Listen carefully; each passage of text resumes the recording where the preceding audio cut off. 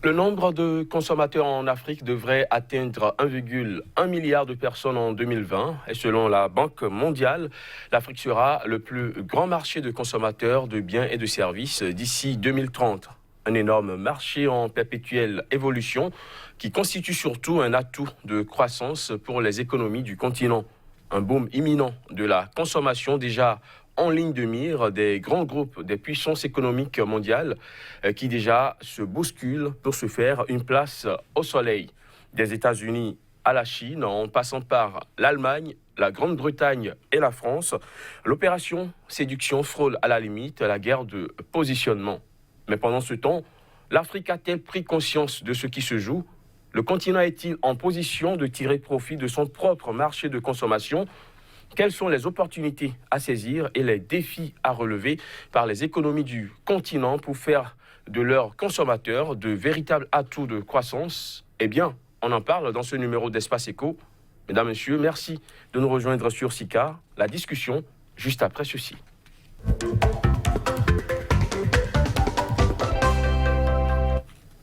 Pour ce numéro, j'ai le plaisir d'accueillir Raoul Rodrigue Rustico. Bonjour. Bonjour, cher ami. Analyste financier, fiscaliste, auditeur comptable senior. Vous êtes également l'associé gérant du cabinet Finis Management au Bénin. Bienvenue. Merci beaucoup, c'est un plaisir.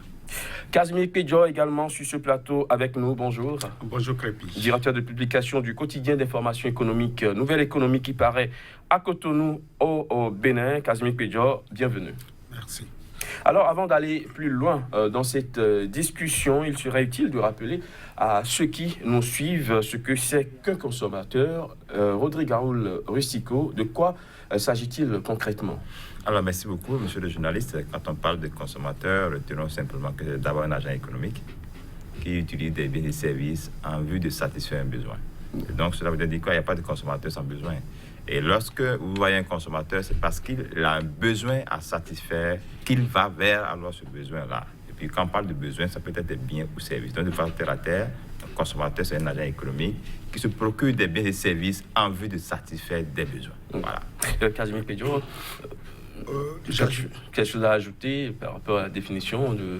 Oui, j'ajouterais à ce que mon vis-à-vis a dit que le consommateur aujourd'hui se distingue de plus en plus donc, de ces populations qui quand même ont du mal donc à aller sur le marché pour donc s'acquérir ces biens-là et qui n'attendent forcément que les partenaires ou bien l'État ou les ONG pour donc subvenir à leurs besoins. Donc tout ça mis ensemble, ça permet donc d'avoir une population, ça permet donc d'avoir l'effectif sur le plan national. Donc voilà juste la précision que je voudrais apporter. Il y a les consommateurs d'un côté qui donc ont le pouvoir financier de façon libérale, qui peuvent donc s'offrir, s'octroyer ce dont ils ont besoin, mais aussi il y a de ces populations-là quand même qui vivent difficilement et il faut le préciser, c'est également parmi donc ces 1,1 milliard donc d'Africains qu'on retrouve aussi, ces messieurs donc qui ont du mal à se nourrir. Je peux donner l'exemple du Niger où il y a de ces miséreux, vous voudrez bien excuser l'expression, qui quand même attendent donc l'État. Tous ceux-là sont également rangés donc dans l'effectif de ce que nous pouvons appeler aujourd'hui le potentiel démographique pour l'économie au niveau donc du continent. En fait, la distinction parmi les consommateurs, vous voulez parler de la classe moyenne et des autres? Bien sûr, la classe moyenne, et si vous voulez, donc dans ce langage diplomatique-là, sinon, c'est ces messieurs-là qui ont été frappés par des conditions parfois naturelles, ou bien parfois humaines, les guerres et consorts, ou simplement par la famine, la faim, et qui n'arrivent donc pas à subvenir à leurs besoins. Tous ceux-là également sont rangés dans donc, le lot de ceux qui, par jour, doivent donc consommer, même si ce n'est pas à volonté. Alors, selon la Banque mondiale, l'Afrique sera le plus grand marché de consommation de biens et de services d'ici 2030. Et selon des experts, cela constitue un atout de croissance économique pour le continent africain. Alors, quelles sont les opportunités de développement qu'offre le marché de consommation en Afrique? Ah oui, vous savez, quand on parle d'abord de la croissance économique, retenons que la consommation d'abord, c'est un élément qui stimule beaucoup plus la croissance économique. Et donc, lorsque vous avez un marché comme le nôtre et que vous ne relancez pas la consommation, cela va vous poser un problème sérieux au niveau de la croissance économique. D'où il est important d'activer tout simplement la consommation. Alors, sur le plan, par rapport aux statistiques, je pense que c'est important, c'est des opportunités, parce que pour avoir une croissance soutenue et durable, il va falloir quand même que la consommation soit vraiment bien cadrée. Et donc, quand vous voyez un peu les théorèmes économiques qui consortent, tout le monde s'articule aujourd'hui sur comment faire pour relancer l'économie. Et pour relancer l'économie, c'est vous et moi. C'est tout le monde, tous ceux-là qui peuvent quand même se procurer des biens et des services en vue quand même de satisfaire des besoins précis. Et donc, lorsque je vais sur un marché, même si on me donne la chose, je dois pouvoir être en mesure de satisfaire un besoin avec. D'où, alors, je suis alors un acteur important dans la chaîne économique. Et donc, vous comprenez avec moi qu'on ne peut pas avoir une croissance économique soutenue sans les consommateurs. Les consommateurs sont extrêmement importants dans cette chaîne logistique-là. Donc, l'un dans l'autre, il faut reconnaître que c'est des opportunités pour nous, pour pouvoir relancer notre économie. Mais oui, des opportunités, mais vous savez, la consommation seule ne relance pas l'économie.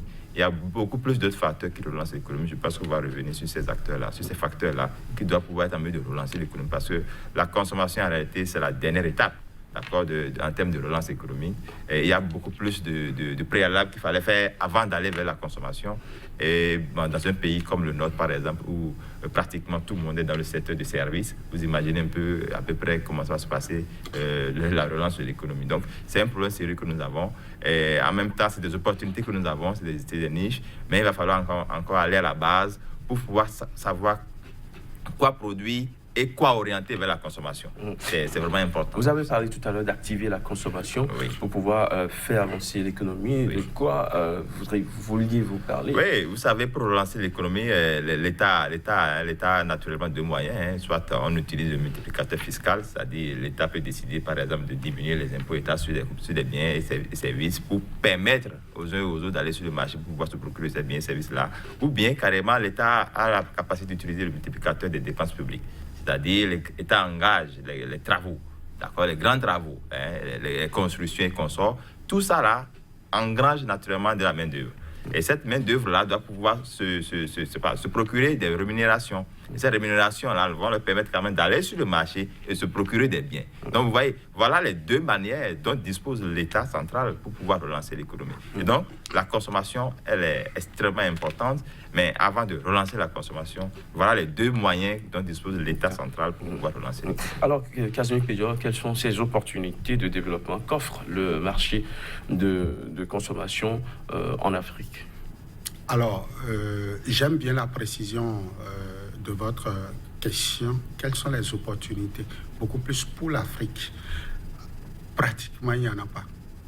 Si nous devons être sincères envers nous-mêmes, nous n'avons pas d'opportunité pour la consommation en Afrique. Mais vu avec un regard de la Banque mondiale, du FMI, des partenaires techniques et financiers, et même de ces pays-là, c'est une opportunité pour l'Europe, pour les États-Unis. Et dans le développement, je vais préciser, donc le troisième partenaire aujourd'hui, la Chine et les pays de l'Asie de façon plus globale.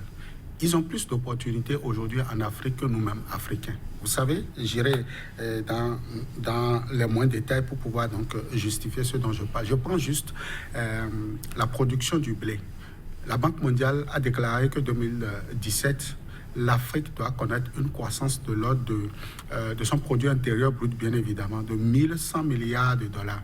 Pour donc l'année 2017, enfin pour la campagne 2017, 2018 et 2019 inclus. Vous imaginez ce potentiel? Ce potentiel échappe à l'Afrique. 1100 milliards de plus sur donc un PIB qui était déjà autour de 2519 milliards. Et dans ça, les structures donc, de sondage ont affirmé que le blé, enfin, la farine de blé, coûtera plus cher que donc, les céréales au pays, c'est-à-dire ce que nous avons chez nous, le mil, le maïs, le riz produit localement. ça pose un problème. Ça pose un véritable problème. C'est nous qui nous développons sur le plan donc, de la démographie, mais c'est les autres qui profitent donc de cette démographie. C'est nous qui donc avons des besoins, sommes des consommateurs, mais nous allons sur le marché pour aller chercher cela. J'ai pris un secteur, j'ai pris l'agro-business.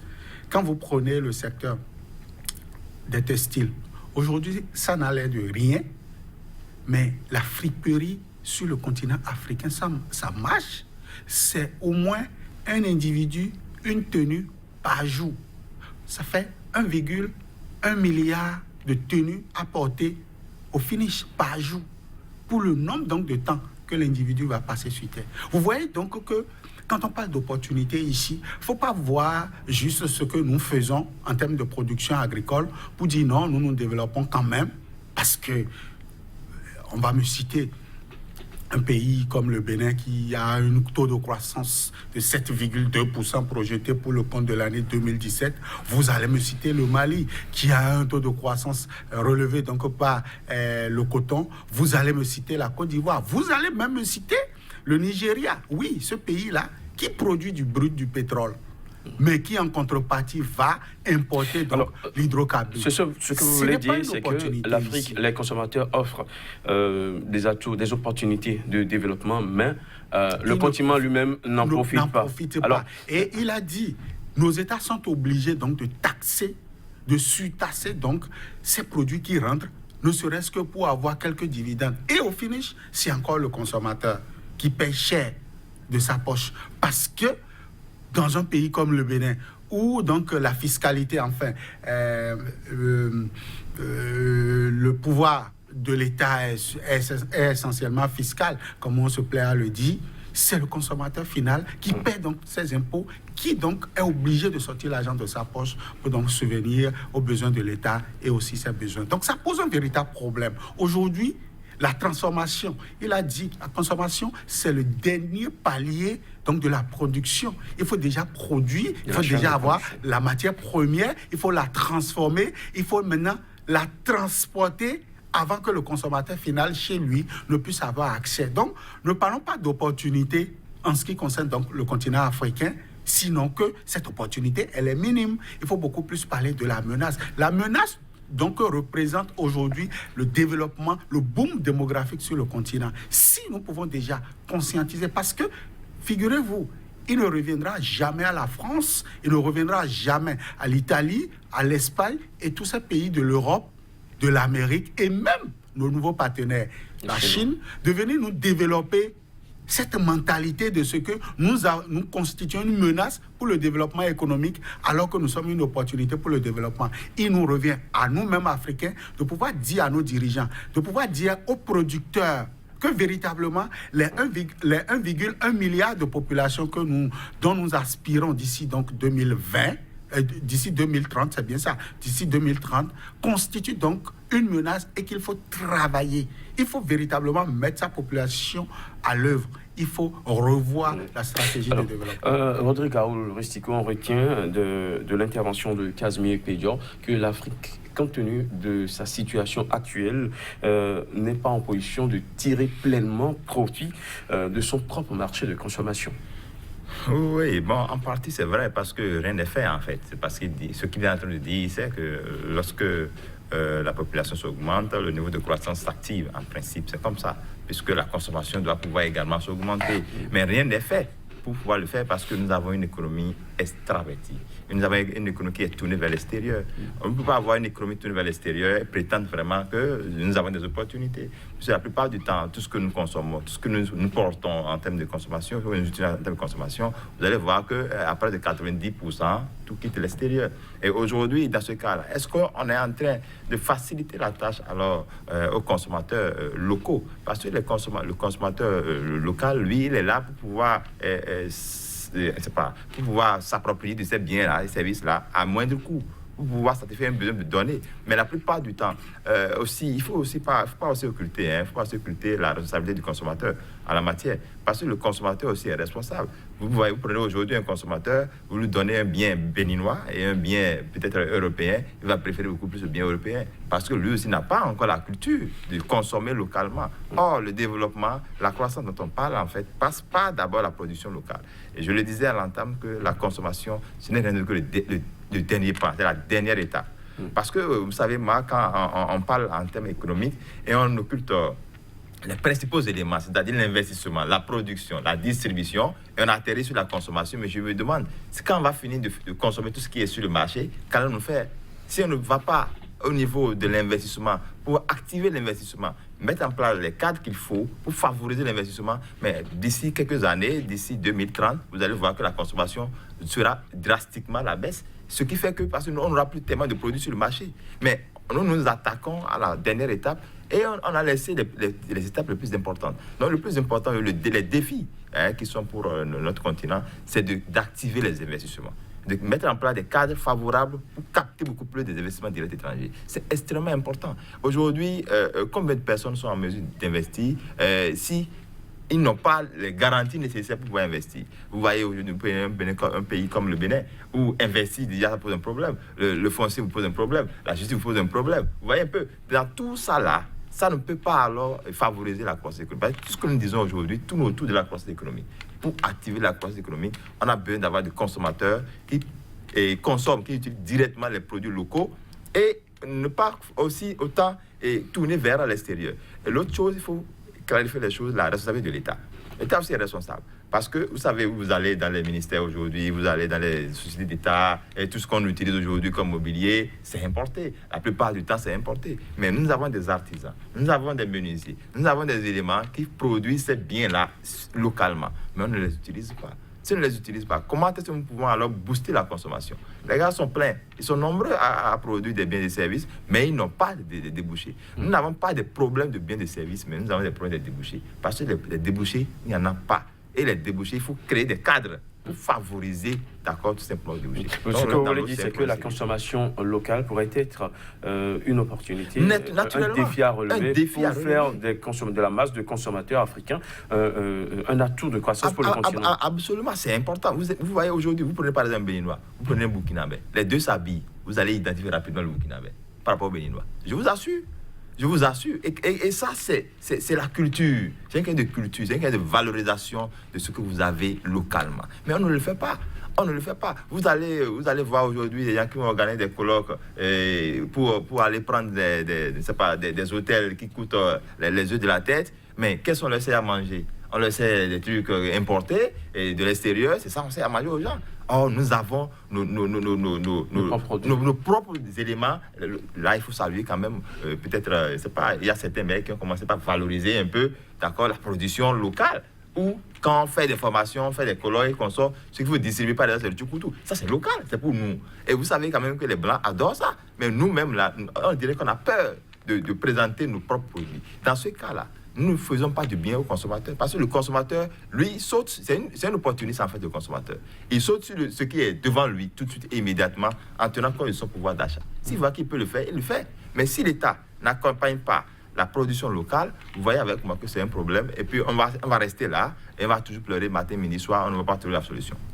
Casimir Pédio, vous le pensez également, la consommation locale reste le premier défi à relever pour faire de la masse de consommateurs une opportunité, un atout de croissance pour le développement du continent?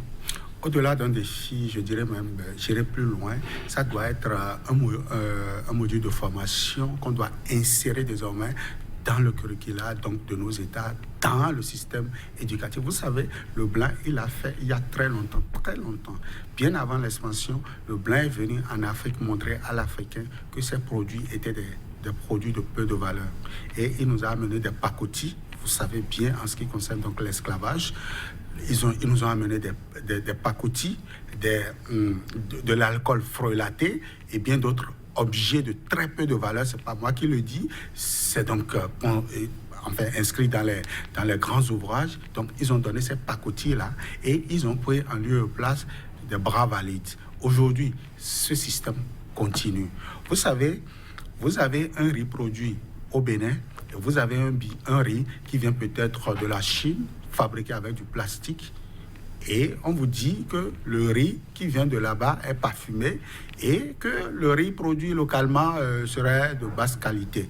Vous allez voir, le consommateur se lève, il ira prendre le riz produit à base de plastique qui est appelé riz parfumé.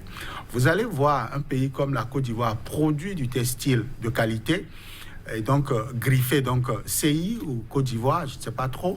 Et vous avez un autre pays européen très connu qu'on appelle la Hollande, qui aussi produit un tissu de moindre qualité avec les mêmes matières premières, mais vous allez voir l'Ivoirien, il ira du côté de la Hollande pour acheter donc son tissu. C'est ça la mentalité africaine.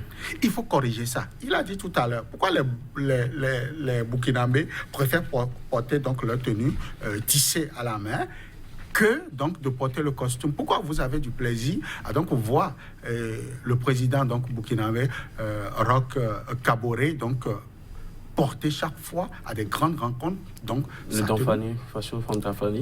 merci beaucoup. Pourquoi vous avez du plaisir à voir le Ghanéen porter donc sa tenue alors que le Béninois est tout le temps en costume? Regardez, depuis donc les années 1960 jusqu'à aujourd'hui, vous allez voir sur la ribambelle de président de la République du Bénin, il n'y a qu'un seul qui porte une tenue locale. C'est la preuve aujourd'hui qu'il faut travailler. Il faut travailler sur le mental de l'Africain. Il faut aller au-delà. Il faut aller au-delà donc de ce défi-là et désormais montrer l'importance de la production locale. Mais attention, il y a aussi un risque. C'est qu'aujourd'hui, nous n'arrivons déjà pas à produire suffisamment pour faire face au cas où donc, cette population, enfin ces consommateurs, iraient donc vers cette consommation. Donc il y aura problème de rupture, il y aura problème de stock. Donc véritablement, c'est tout un ensemble qu'on doit pouvoir mettre donc, dans c'est une batterie de mesures qu'il faut prendre pour pouvoir donc réussir donc, ce pari de la consommation locale, de ce défi, de cette opportunité qu'est la démographie. J'en aurais terminé lorsque je vous aurais donné cet exemple-là. Vous savez, l'Africain a le goût du pain aujourd'hui. Et selon les statistiques donc, du cabinet de Lloyds, 9 ménages sur 10 consomment le pain en Afrique. 9 ménages sur 10. Vous savez ce que ça pose comme problème? L'Afrique ne consomme pas ce qu'elle produit, mais préfère consommer ce qu'elle ne produit pas. C'est-à-dire? Le blé est produit en Europe, la farine de blé est produite en Europe. L'Africain aime le pain. Mais par contre, le coton est produit chez nous en Afrique, mais c'est le tissu was hollandais que nous préférons en lieu et place des tissus donc localement réalisés ici. C'est ça le problème. Cela nous ramène tout droit à la question de l'industrialisation qui manque de façon criante sur le continent. Naturellement, ça c'est un problème sérieux. Je crois que nous ne sommes pas encore sortis de l'auberge parce que ce problème-là, ça ne date pas d'aujourd'hui. C'est vrai. On parle d'industrialisation. Vous savez, dans ce même pays, j'avais dénoncé un fait où nous avons une société industrielle de textile, d'accord, qui devrait normalement être une opportunité. Mais ça n'a pas été une opportunité.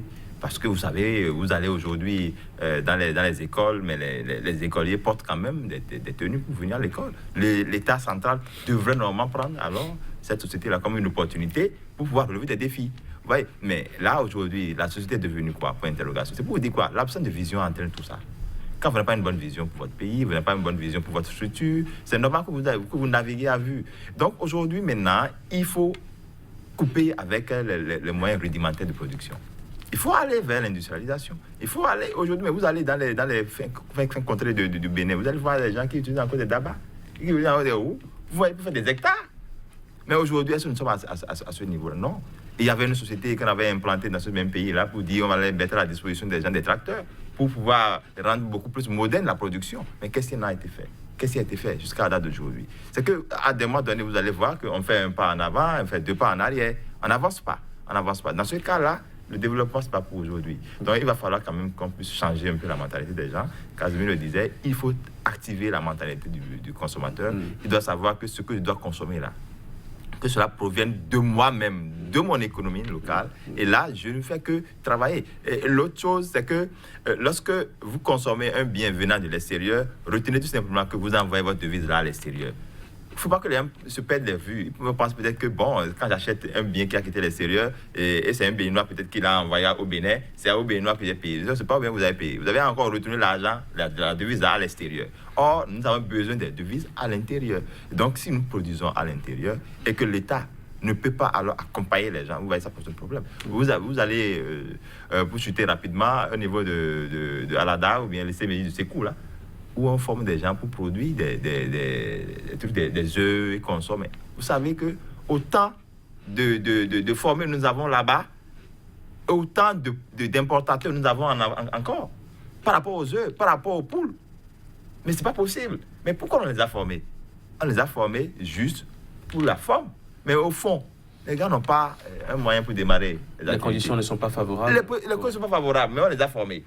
Mais du coup, on a donné l'opportunité à d'autres personnes d'envoyer encore ces mêmes produits-là, d'accord, de l'extérieur. Ça pose un problème. Mais en même temps, on ne peut pas dire qu'on ne produit pas assez de biens et de services en Afrique. Aujourd'hui, nous sommes en 2019. Il y a plus de biens produits aujourd'hui qu'il y a 10 ans en arrière. Bien sûr. Mais il y a un autre problème qui se pose. Quand l'Africain lambda voit deux produits, il préfère acheter celui qui coûte moins cher. Les biens qui sont produits en Afrique coûtent plus cher que les biens qui viennent d'ailleurs. Il y a ce problème qui se pose et qui empêche aujourd'hui les Africains de consommer ce qui se produit chez eux. Oui, vous savez, ça c'est un problème parce qu'au niveau du plan économique, il n'y a pas de faveur. Je vais vous donne un exemple très simple.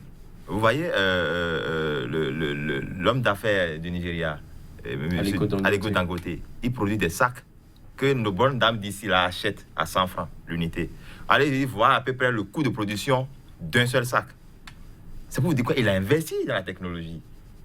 Donc, pour pouvoir produire à moins de coûts, vous devez pouvoir activer, mettre en place des effets de synergie de manière à ce qu'au moins là, à la base, vous pouvez réaliser des économies d'échelle. L'énergie, c'est important.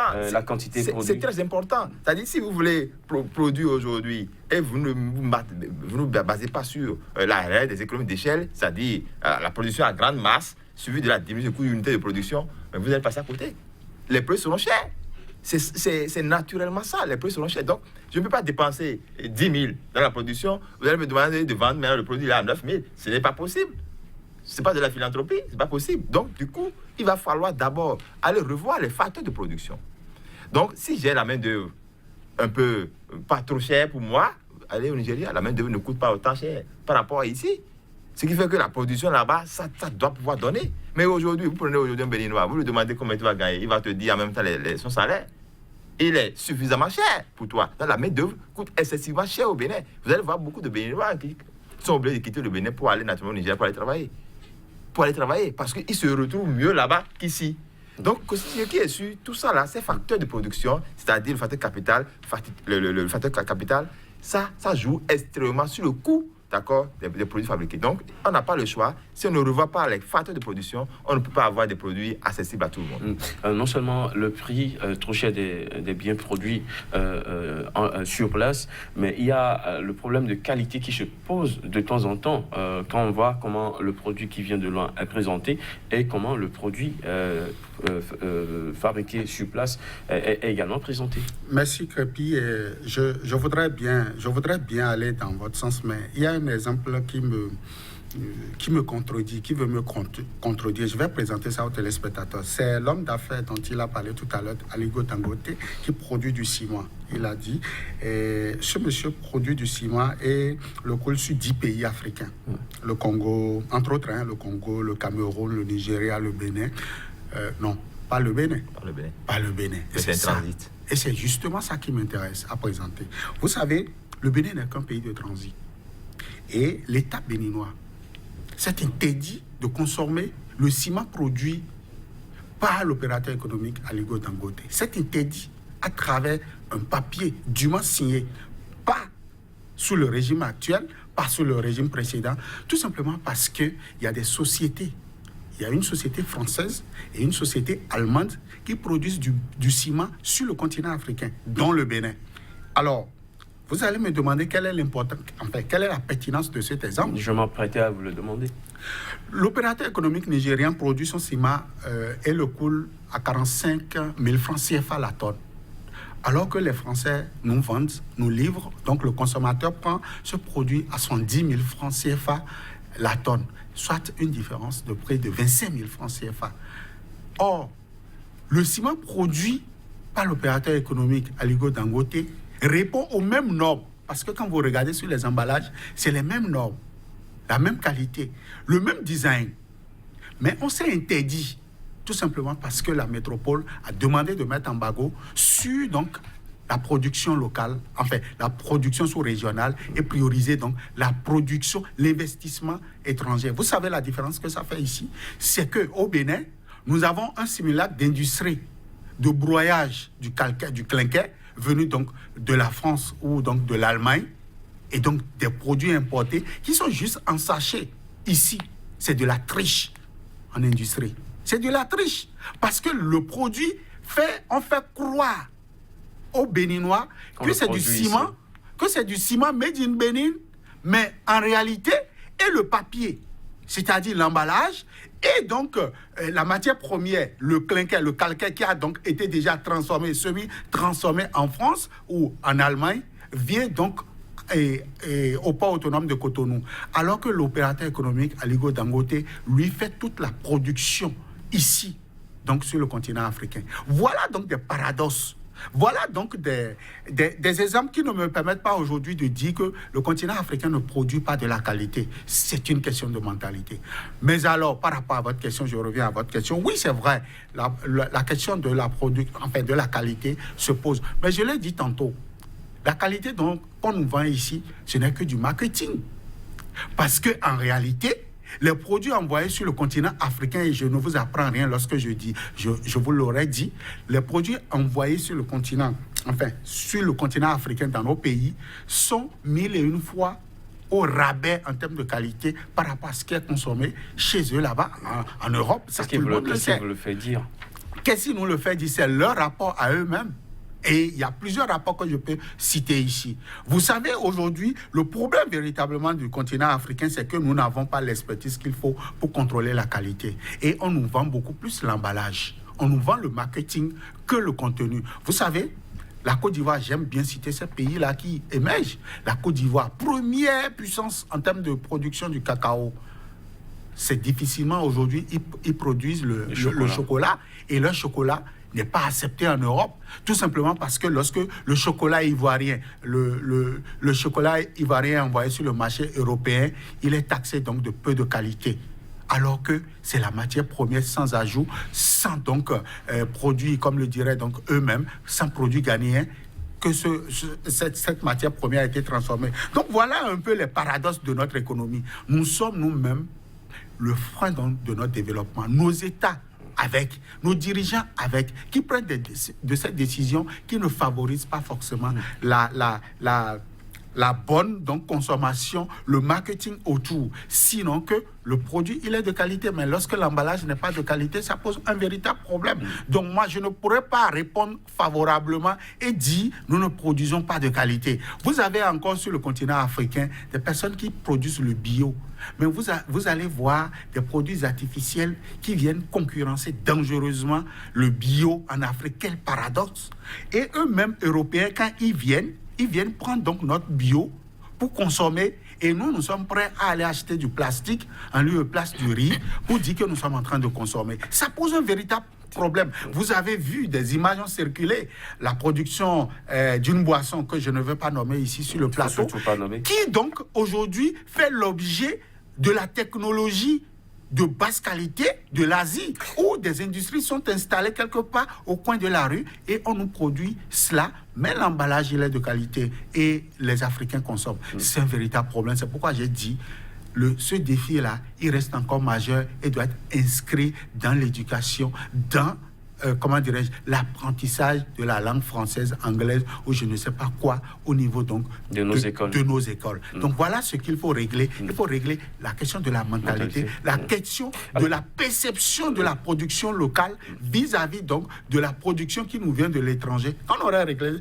ces questions-là, vous allez voir comment désormais, la démographie, le boom démographique de 1,1 milliard de population, de consommateurs d'ici donc 2030 sera donc une véritable opportunité. Parce que ce que vous n'avez pas précisé dans votre shift, dans votre statistique, c'est que pour 1,1 milliard donc, de consommateurs, quand nous prenons l'agro-business, l'agroalimentaire, c'est 3 consommations par jour. Donc ça fait 1,1 milliard fois 3 par jour.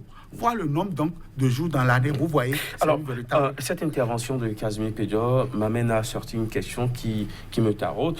Lorsqu'on parle de consommation locale, Rodrigue Raoul Rustico, il faut faire la part des choses. Doit-on croire que la consommation des biens et services proposés par des multinationales étrangères qui s'installent sur place dans nos pays, sur le continent, relève de la consommation locale? Alors, très bien, ça c'est une belle question parce qu'il faut nuancer les choses. Vous savez, quand vous avez une multinationale qui s'installe sur votre territoire, cette multinationale renvoie les devises chez elle. C'est aussi simple que ça. Ça veut dire quoi? Ça ne participe pas en réalité à la production locale, à la consommation locale. C'est toujours un bien étranger que vous consommez. Mais lui, il est un représentant. Il est un intermédiaire entre la maison, la firme et vous. Et donc, il met alors les biens et services à votre disposition. Cela ne relance pas du tout la consommation locale. Au contraire, la consommation locale, c'est nous-mêmes qui allons le faire. C'est l'État qui doit pouvoir mettre en place les dispositifs nécessaires pour. Mais ce n'est pas le cas. C'est pas le cas. Cela voudrait dire que ces firmes qui s'installent un peu partout sur le continent, oui, avec des industries pour faire croire que l'Afrique est progressivement en train de s'industrialiser, n'est que de la poudre aux yeux. C'est de la poudre aux yeux. Ça, il ne faut pas passer par 4 chemins pour le dire. C'est de la poudre aux yeux. C'est de la poudre aux yeux. Mais bien le contraire, quand ces firmes-là, quand ces multinationales s'installent, vous allez voir, la main-d'œuvre qu'elles utilisent, la majorité, ça quitte l'extérieur. La majorité quitte l'extérieur. C'est les postes non significatifs qu'on va donner tout simplement aux locaux pour leur faire comprendre qu'on veut participer à la réduction du taux de chômage. Non, c'est du leurre. Il ne faut pas passer par 4 chemins pour le dire. C'est du leurre. Vous savez, moi, il y a souvent des choses qui me font un peu réfléchir. Casimir a dit, les véhicules que nous achetons ici, vous pensez qu'on peut encore les utiliser là-bas chez eux? Non, mais c'est quand eux ont fini d'utiliser qu'on nous envoie et nous, on se met en rang pour aller les racheter ici. Et on se dit qu'on a acheté un nouveau véhicule. Vous voyez un peu. Donc, c'est pour vous dire quoi? C'est 2 économies différentes. Mais nous-mêmes, là, nous ne travaillons pas pour imposer notre économie tout simplement à l'Europe. Or, nous devons travailler pour imposer notre économie. Parce que notre économie, là, nous avons toutes les matières premières, c'est ici. Vous savez, l'Afrique, c'est une opportunité pour l'Europe. Et nous devons normalement être fiers de cette potentialité dont nous disposons. Mais nous ne sommes pas fiers. Vous allez voir peut-être un Blanco venir au Bénin, par exemple, comme j'ai souvent l'habitude de le dire, il s'amuse à aller regarder le tam-tam des revenants, il fait les photos, il prend les photos, il va chez lui en Europe, il retravaille les photos, il fait les cartes postales, il nous renvoie ça. Nous-mêmes, on se met en rang pour aller racheter notre propre image. On modifie l'image, nous-mêmes, on se met en rang pour aller racheter. Et on va offrir maintenant cette image retransformée à autrui. C'est des paradoxes, moi je n'arrive pas à comprendre. Vous voyez, c'est pour vous dire qu'on n'est pas encore prêt. Parce qu'il faut qu'on parvienne à ne plus envoyer les matières premières à l'extérieur. Parce que le gros problème, c'est à ce niveau-là. Nous ne faisons qu'envoyer les matières premières à l'extérieur. Vous prenez le coton. Quand on prend le coton, qu'est-ce qu'on fait avec le coton? On envoie ça, on transforme ça, on nous renvoie ça, on se met en rang pour aller racheter encore notre propre coton. Mais ce n'est pas possible.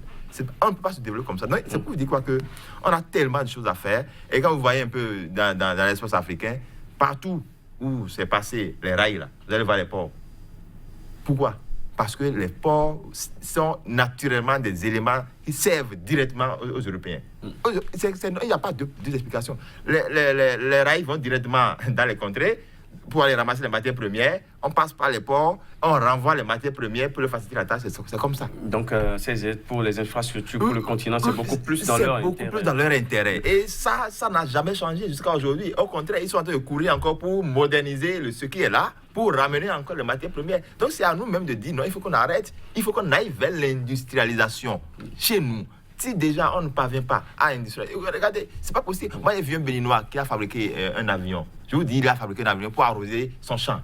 Mais est-ce que l'État veut identifier des Béninois comme ça qui innovent pour pouvoir imposer cette production-là à tout le monde. On ne le fait pas. Mais vraiment, ça peut poser un problème. Casimir Kedjoro, on nous donne l'impression finalement que ces industries s'installent ici et que l'importation va baisser, le taux d'importation va baisser, mais finalement on a, après avoir entendu l'explication de Raoul Rustico, que c'est de l'importation déguisée finalement, ces industries qui viennent d'ailleurs, qui s'installent chez nous. Et je comprends donc la diplomatie dans laquelle il est, donc je comprends tout ce qu'il fait en termes de gymnastique pour ne pas trop choquer ces Européens.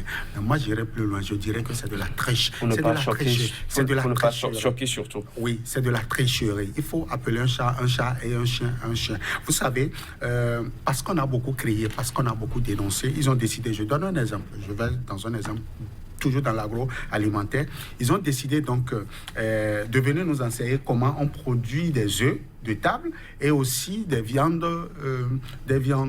Ils sont venus donc nous transférer cette compétence. Mais vous savez ce qu'ils ont fait?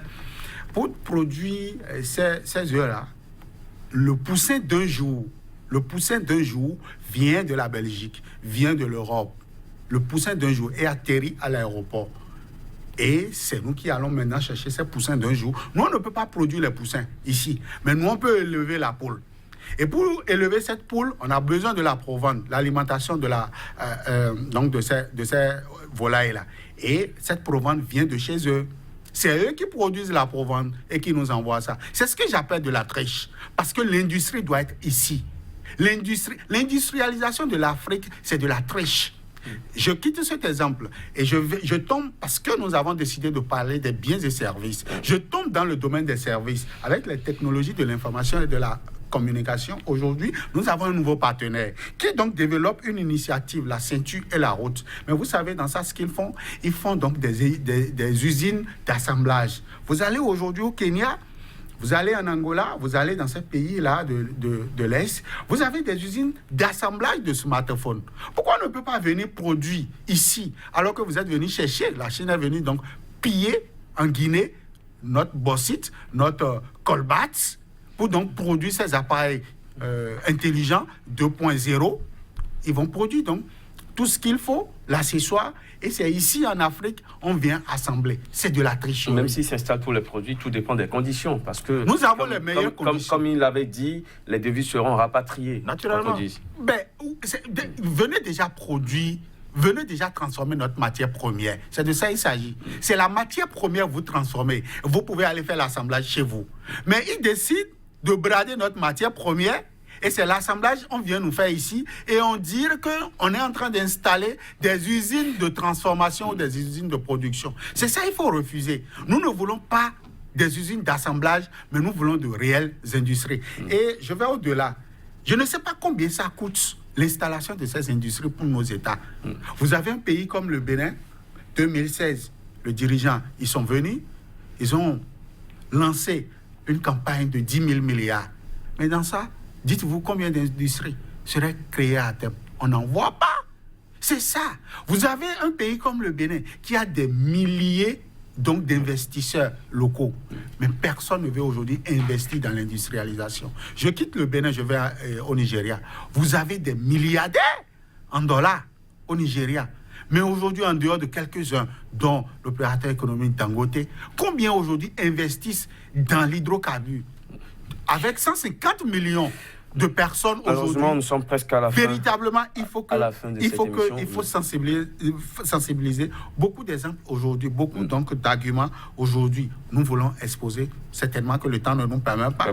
Nous y reviendrons certainement si la chaîne nous offre. Mais il faut sensibiliser aujourd'hui les Africains sur l'opportunité de développer. Alors finalement, la hausse de consommation, c'est une aubaine économique mal exploitée par le continent. Rodrigue Aoulis. Oui, naturellement, c'est mal exploité. C'est mal exploité parce qu'on ignore d'abord même le potentiel de ce consommateur. On a toujours ignoré et on préfère beaucoup plus un produit qui est de l'extérieur que le produit local. Et donc, dans ce cas-là, on ne pourra pas vraiment aspirer à un bon développement. L'un dans l'autre, il faut retenir qu'il faut changer la mentalité. Il faut un réarmement mental au niveau du consommateur. Le consommateur doit pouvoir travailler, mais vous savez, le consommateur seul ne peut pas travailler parce que l'acte d'accord, économique que pose le consommateur dépend naturellement du cadre mis en place par l'État central. Si l'État central ne fait rien, le consommateur il prend rapidement le produit qui est sous sa main tout de suite et immédiatement. Et donc il faut travailler sur la mentalité du consommateur africain. Casimir Pédiol, la hausse de la consommation, une aubaine mal exploitée finalement. Très mal exploitée, il va falloir corriger, comme il a dit, c'est l'éducation. Ce n'est pas déjà la production, c'est la mentalité. Et la mentalité passe aussi par le changement de comportement au niveau de nos dirigeants. Il faut leur enseigner le patriotisme dans l'industrialisation du continent africain. Merci à vous d'être passé sur le plateau de cette émission. Rodrigue Raoul Stico, analyste financier, fiscaliste, auditeur comptable senior et associé gérant du cabinet Phoenix Management à Cotonou au Bénin. Casimir Pédiol, directeur de publication du quotidien d'information économique Nouvelle Économie qui paraît à Cotonou au Bénin. Merci d'être passé avec ces différentes explications et analyses. Mesdames, Messieurs, ce sera tout pour ce numéro d'Espace Éco. Vous pouvez également le retrouver sur notre site www.sikatv.info. Prochain rendez-vous dans une semaine, même heure, même fréquence. Surtout, restez avec nous. L'information revient sur Sika.